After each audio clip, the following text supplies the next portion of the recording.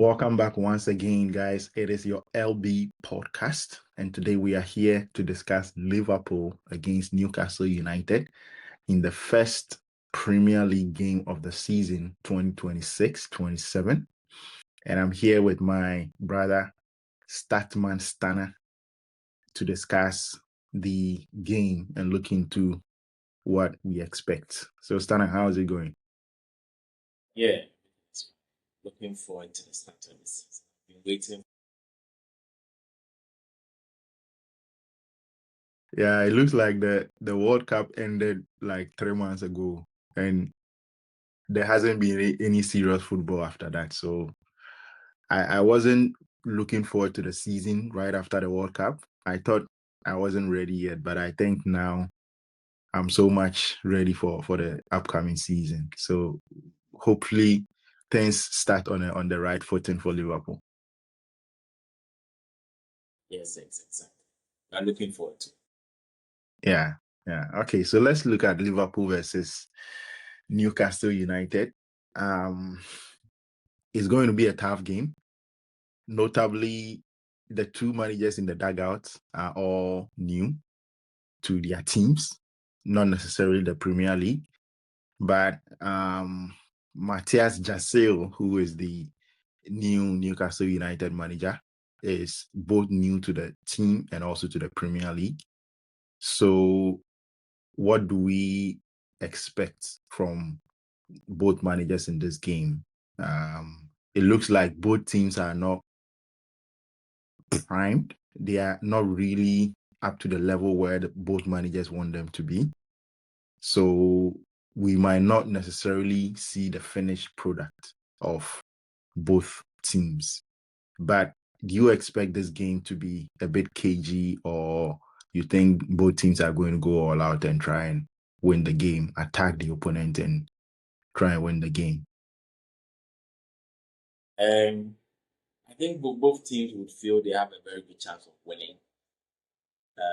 Both Liverpool and Newcastle are, we would say, a bit of a rebuild. Let me start from Newcastle. I think it's a bit disappointing to see how it has ended under Eddie Howe. When he took charge of the club, they were in the relegation zone, brought them out of it. They've qualified for Europe 2 seasons. They played Barcelona at the St. James's Park. I don't think 5 to 10 years ago when they were in the championship, when they had Jorginho, Wijnaldum, those guys that they sent them to the championship, they would have thought or imagined that in a few years' time they will be playing a Champions League game, and then they will be hosting Barcelona, the likes of PSG, rock up to their stadium. So I think they've had some really good moments in the last 5 years, and anyhow, it's just a bit disappointed how it has ended due to their inability or restrictions in terms of their finances, their spending, the PSR rules. They have literally the richest owners in world football. So it's a bit of a shame that they haven't been able to push against the envelope and really challenge the establishment that is the Premier League. They've had to really cautious about their spending. They've had to sell players this summer. Sandro Tonali has left. Bruno Gomes has left. And the manager himself, Eddie Howe, has left. There are a few outgoing big name I'm going to remember. Isak left a season ago as well. So it looks like they are in a rebuild just as Liverpool are themselves. Theirs might actually be a little bit worse, because even though Liverpool are also in a bit of a rebuild ourselves, aside Salah, we have kept the core of our team from last season. But for them, they have a lot of holes in their team. So Matthias Jesel has a tough job on his hands to be able to stable the ship.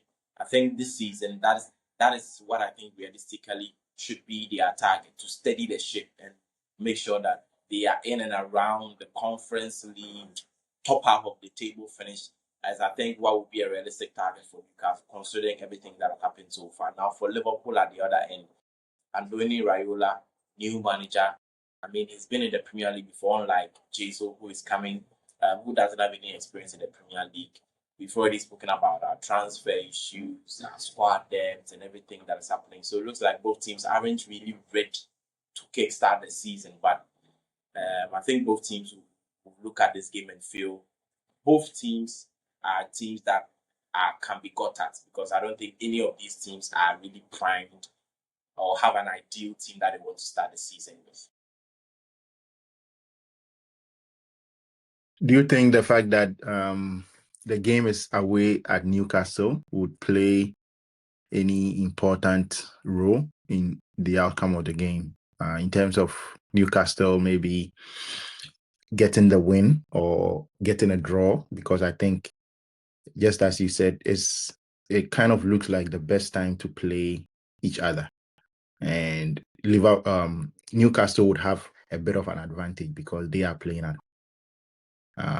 so how does that influence maybe the outcome of the game and how both teams approach the game?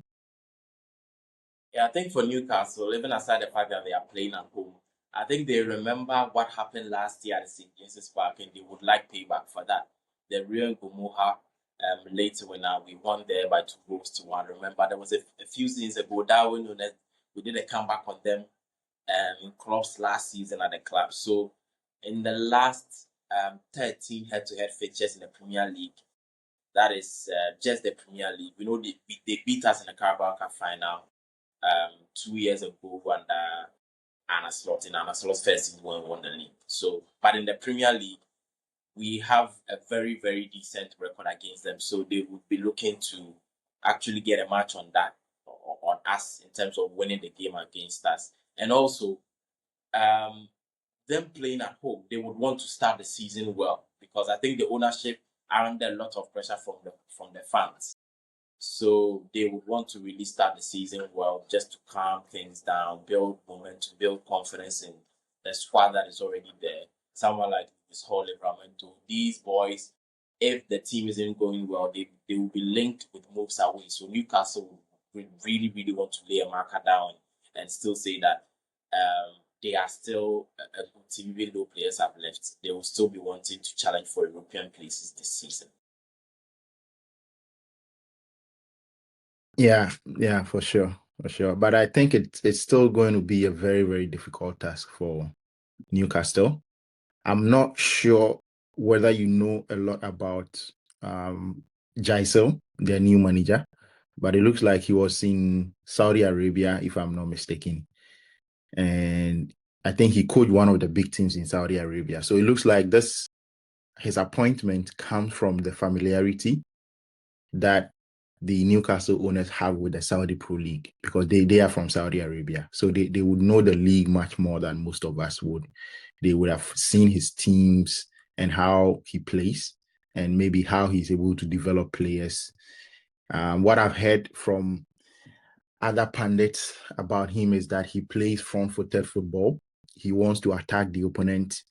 He wants to play with intensity, but also he knows when to sit back and defend when the game calls for that. So looking at that, it looks like their performances in the preseason after he arrived hasn't been that encouraging, but you would expect that would change over time. So looking at this particular game, are you expecting them to come out and attack Liverpool, play on the front foot, or you think they are going to sit back and hit us on the break, given that we prefer to sort of play the gegenpressing game, try to suffocate the opponent?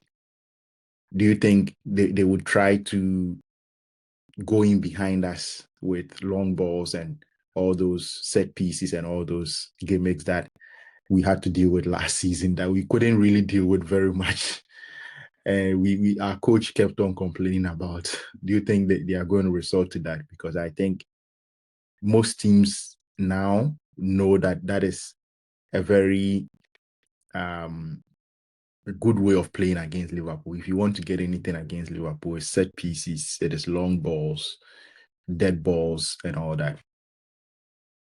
Yeah, I think so. I think that would be part of the plan, definitely. He coached Salzburg in the Austrian league. I think he won the championship there in Austria. He was the guy that got them out of the group stages, or should I say,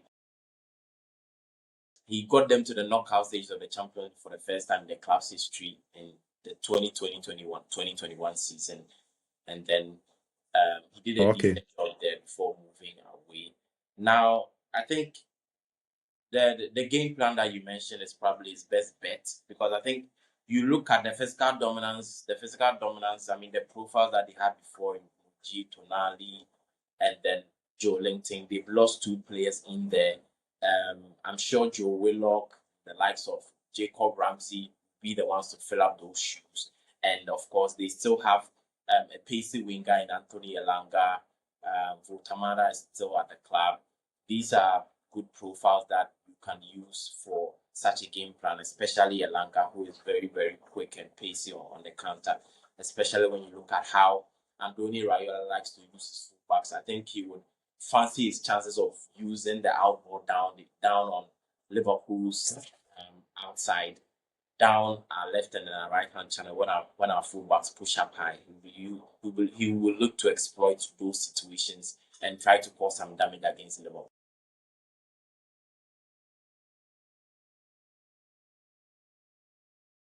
Okay, so that is Jai. So did he win anything? The manager of Newcastle, did he win anything in Saudi Arabia? I think he might have Not won that I'm aware the of. league or I have to something. confirm that. Oh, okay. Yeah.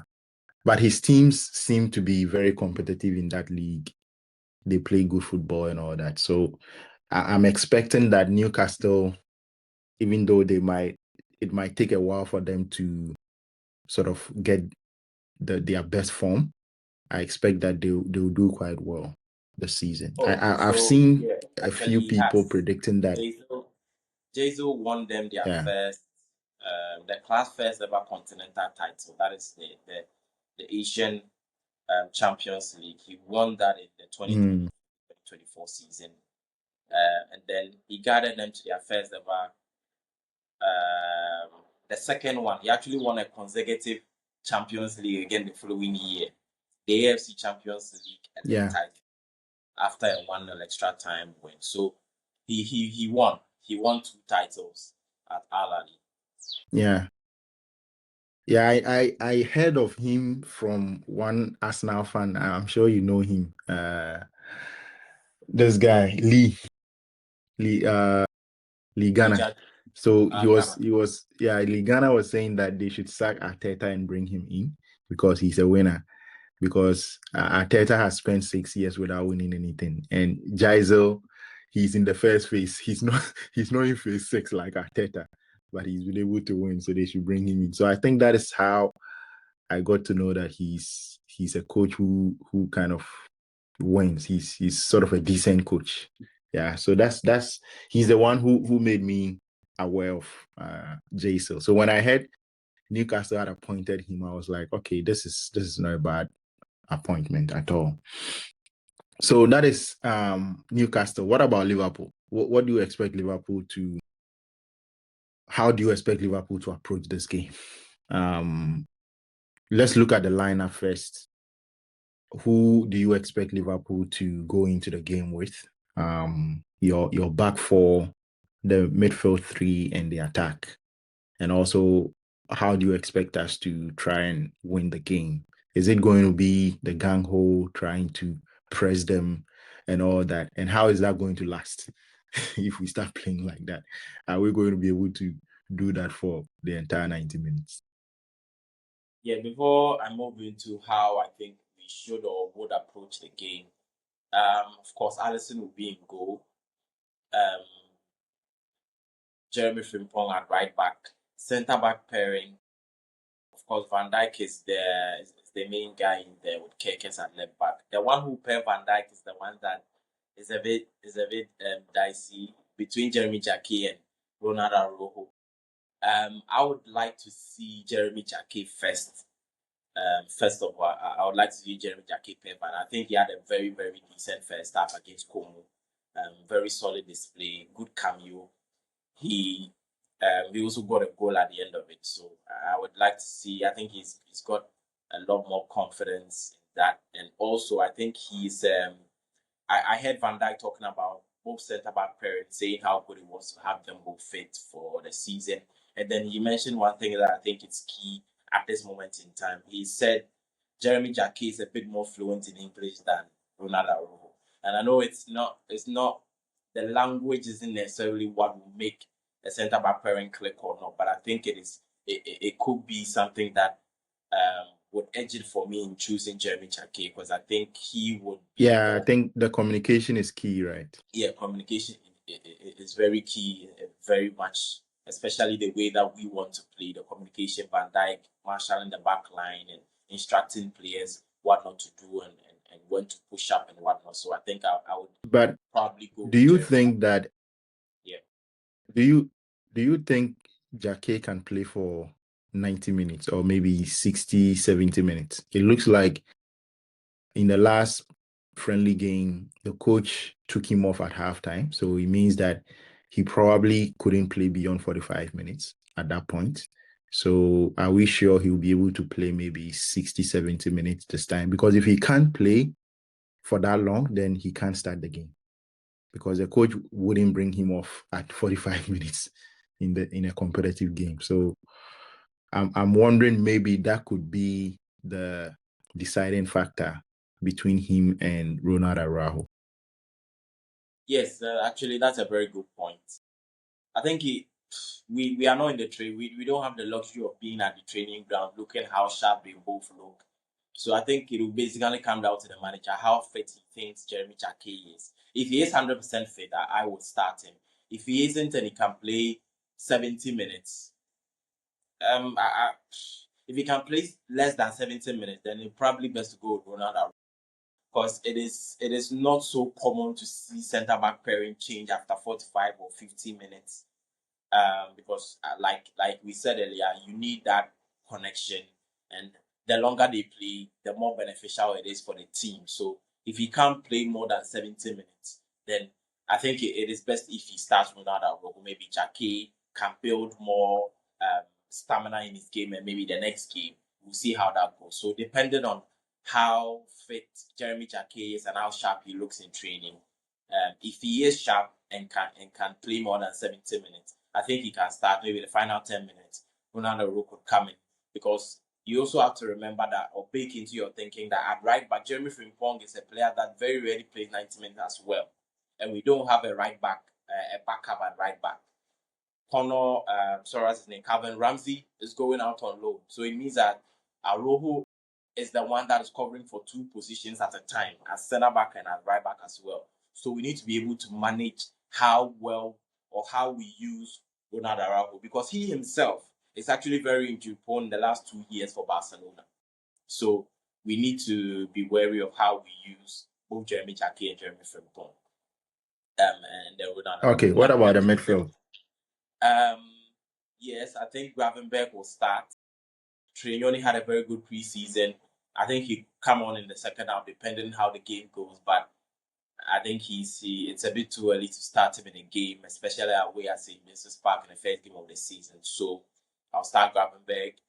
I will start Dominic Soboslai, and I'll start Florian Wirtz. McAllister is back, but because of the World Cup, he got to the final. I don't know about his fitness, and I don't think he's ready either. So this will be my midfield three. Then the attack is where the huge problem is. Who do you play on the right?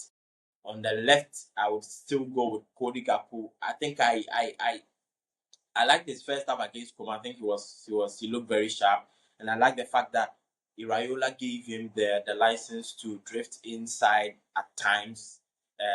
Good ball carrying at times that I felt it's just about the final decision making. Sometimes it takes a bit too long. He's a bit lanky, so sometimes I understand he can't be as fast as other players, but I think he was very, very decent against Como, especially in that first hour. I start him on the left, Isaac at number 9. On the right, Brion Gomoha or Munoz. I don't know which one the manager would go for. Maybe I'll edge it for Brion Gomoha, because he has experience of playing the Premier League, played at St. James last year.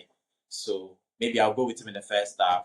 Second half, depending how the game is going, maybe Munoz can replace him. So that would be my starting 11.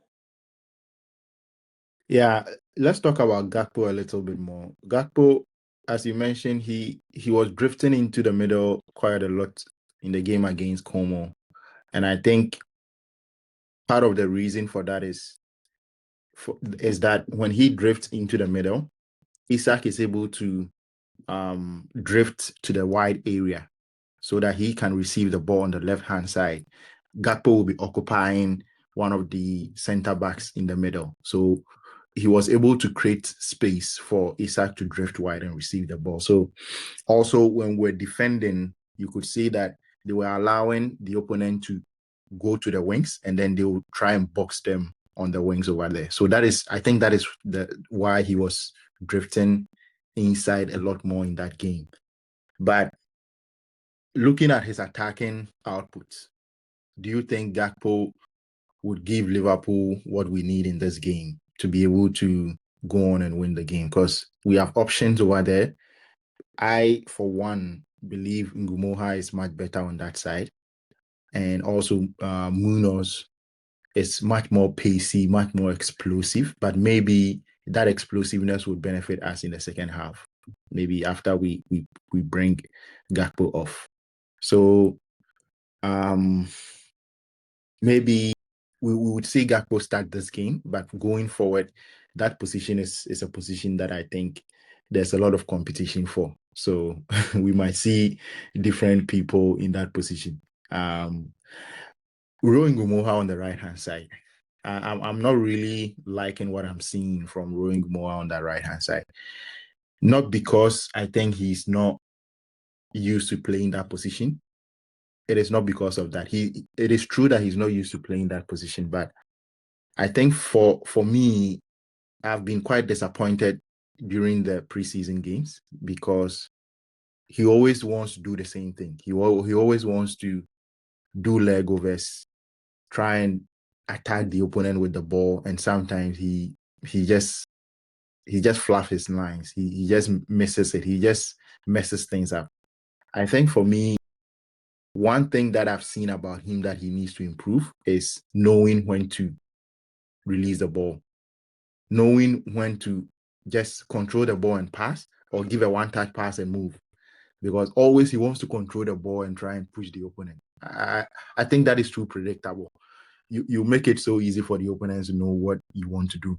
One thing that I really liked about Lamine Yamal when I first saw him is that even though he was young, he kind of knows when to pass the ball around his opponent and run around, when to release the ball, when not to try and dribble, basically, even though he knows he's very good at dribbling. And I think Rowan Gumoha hasn't really gotten to that level where he knows that, okay, at this point, I'm not going to dribble. It is better for me to pass the ball. But he always tries to dribble, and if it doesn't work, that is when he wants to pass the ball. So I'm not really sure whether playing him on the right is going to benefit the team as much. Yeah, I mean, you make a good point. It's a bit of a strange one. We don't have any option there, so we are just at this moment we are just trying to shoehorn any winger we have, whether he's effective on the wing or not. I think possibly we could also try to bring in another midfielder, maybe start McAllister and play a midfield four, and then we can try to use Jeremy Frimpong on the outside on that flank to give us the width on that right hand side, and maybe get in another midfielder to be able to get more control. Maybe it is something that maybe the manager could possibly look at as well, rather than just trying to shoehorn another winger there that might not be effective. Yeah, yeah. Well, also, let's try and look at Liverpool's defense. So you mentioned that Jeremy Frimpong and Milos Kerkez would be starting. I expect them to start as well. But how would they influence this game? Because we've seen in preseason that Liverpool are now playing with flying fullbacks. So they are likely to be involved in attacking output like assists and so on. We've seen how Frimpong provided the assist for Gakpo. I think it was the game before the Como game. Yeah. And also Milos Kekes has been going forward. He's said in one of his interviews that the manager has given him freedom to bomb forward whenever he can. So do you expect big output from Frimpong and Kekes in this game, given that they are going to be bombing forward most of the time? I do. I think most of our creativity will come from them, and I'm expecting a big season from them. If this season doesn't go to plan for Frimpong and Keke, I think they are done. Because this is it. For Keke, this is the same manager that got the best out of you. For Frimpong, it is similar because when we saw the best of Jeremy Frimpong, the season they went unbeaten under Xabi Alonso at Leverkusen, it was a similar demand from Xabi Alonso that Andoni Raiola wants from him as well. So we need productivity from them, and I think if we give someone like Milos Keke the license to do that, I think he'll turn out good. One other thing also is the relationship. Jeremy Frimpong, for one, he doesn't have a right winger to play with yet. So maybe another time we can talk about that. But on the left, the relationship between Sadio Mane and Andy Robertson, I don't see that with Cody Gakpo and anyone that has played at left back since Cody Gakpo made his debut for Liverpool. Since he started playing on the left, he has zero relationship, both on and off the ball, with his fullback. And that is very important, especially if we are going to use our fullbacks in our attack. That relationship needs to be there. The overlaps and none that he needs to recognize when Jeremy Frimpong creates space, what he has to do, whether to give him the ball, release it very early for Kekes to cross it, or use him as a decoy to try to shoot. I think very often Gakpo doesn't even see where his fullback is. It doesn't even see it. So I think that is something that we need to improve if we are to get the best out of our fullbacks. I actually did realize that there was a much better chemistry between the young guy, who was playing on the left hand side at times, Kumas. and Kekes Kumas. Yeah, I saw there was a much better connection between him and Kekes because he was able to see Kekes's runs and give him the ball into space for him to cross and all that. But Gakpo hasn't still been able to master that yet. When we look at the midfield, Liverpool's midfield, we have Gravenberch, Szoboszlai, and Vets. That is the expected three in the midfield. But Gravenberch, it looks like people are not satisfied or are not really enthused about his form in preseason. What do you make of his output so far in preseason? And what do you expect from him going into this game? Is there a conversation to have real Trey Nyoni come into this game? Yes, I think there is. We haven't seen the best of Ryan Gravenberch for some time now. Even when we won the league, I think everyone or every Liverpool fan is well aware of the fact that he tailed off at the back end of that season where we won the league. That year, McAllister, I think, was the most consistent of our midfielders, giving roughly 7 out of 10 every single game he played. But Gravenberch was given as an 8 and 9, 8 and 9, but he tailed off a little bit at the back end. And since then, the consistency hasn't really been there. In preseason, I don't want to make too much of it. Maybe he was saving his legs. I don't know. I don't know for sure. Trey Nyoni was very impressive in preseason because, for one, psychologically, he has a point to prove. He wants to stay in the team. He wants to tell the manager that I'm actually ready to play. And I think that also is important to note. The reason why I think we saw him actually doing really well. But is it a concern? I wouldn't say it's a concern just yet. I think I would have to wait for the season to begin and see how Gravenberch does in the six. I don't think he's a destroyer like we all know. But I also do think the way that Andoni Raiola likes his teams to work off the ball, it is more of a team collection when we don't have the ball. It's not necessarily an emphasis on having like a specialist number 6 that is a destroyer. I don't think he really had that at Bournemouth either. Tyler Adams is a destroyer of sorts, but he wasn't even starting all of the games that they played. So I think Yeah, we I don't think you even need a destroyer to be able yeah. to win games on a consistent basis. Look at PSG. They don't have a destroyer. Vitinha is not a destroyer. You can say maybe Joao Neves is a bit of a tackler. He runs around a bit, but he's not a destroyer like in the shape of Caicedo or Fabinho or an N'Golo Kante. So Even for now, me, Zubimendi is not a destroyer either. yeah. So for me, you don't need it. There is not a need. If you have it, it's going to help you, but you don't need it. There are other ways of playing the game to make sure that you can sort of disrupt the opponent from playing their game.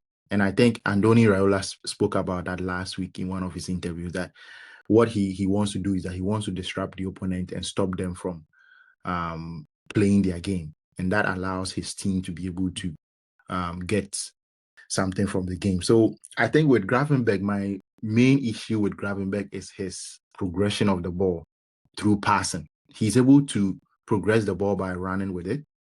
But I think his passing, right, when it comes to passing the ball, we've seen what Trey Nyoni is able to do with his progressive passes. He's very, very progressive with his passes. He always wants to pass forward, short passes, long passes, but they are passes on the ground. He makes sure the passes are on the ground, but he has variations, long and short passes on the ground that allows us to be able to move forward. And Gravenberg doesn't really do that a lot. He always prefers to do the short passing, diagonal passes, but he only goes forward much more by carrying the ball. So I think that is where the issue is. If Liverpool want to really challenge for something coming this season, we need that kind of progressive passer in our midfield, right? Because it looks like Soboslai is able to do that a little bit, but we need more.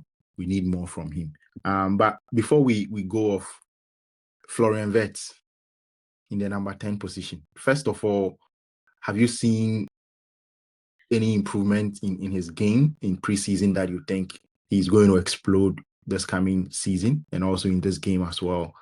And also, do we have cover for him in case he's injured?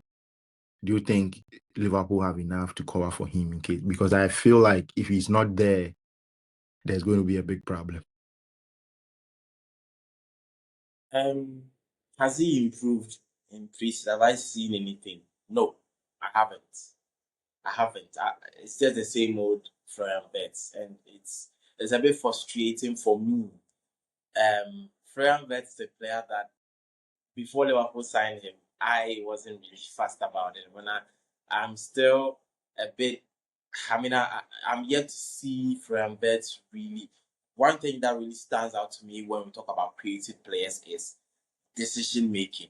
When you get the ball 10 times, how many are you making it count?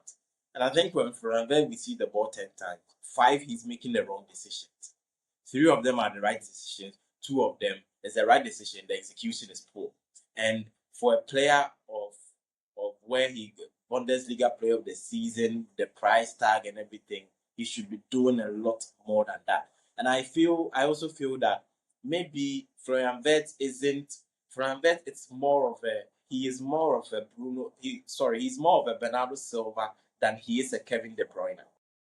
I don't think he will ever be a chance magnet or a chaos chance creator as a Bruno. I don't see him ever being that. I think he's more of a connector of sorts. He's more of a maybe a David Silva, not really. He won't give you 20, 25 assists a season, but it's a pre-assist. It is the assist here and there. I think he's a connector, and he really needs to improve his decision making for one. I think if he does that, he's able to do that. Most of the time, I feel like when he's receiving the ball, he doesn't have the picture in his head yet, unless he actually touches the ball, turns, and then he decides how he wants to do it. Sometimes in the Premier League, you don't get that luxury. So he needs to be quick with his thinking. He needs to be quick with it. I like the fact that he has that in his game. He's a really good player when it comes to linking. We saw him do that with the Kitiki at the start of the season. One touch, he turns, then he receives. He likes that popping it around. He does that. He knows how to do that.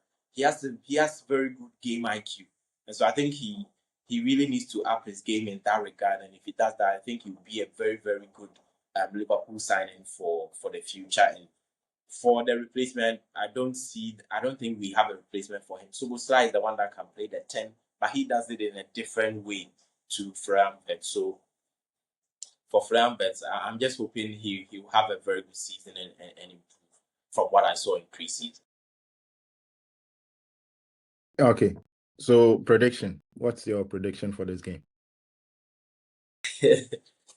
I predicted on prayer that Newcastle will score goal, both teams will concede. So I would say 3-2 Liverpool. 2-1 or 3-2, but maybe I'll 3-2. 3-2 Liverpool. Yeah. I would say we would score maybe, it will be similar to last season. We'll go ahead, get tired, Newcastle will come in, then maybe we'll get one at the end then. That's my prediction. What's yours? Okay, so yeah, I'm going to go for a Liverpool win, but I think both teams will score as well. So instead of 3-2, just to make things different and spice things up, I'll go for 4-2 Liverpool. Okay. Okay, so guys, this is how we wrap up the show for today. We'll catch you later on. Make sure you subscribe if you are new and also like the video. Comment down below. Let us know your thoughts. See ya.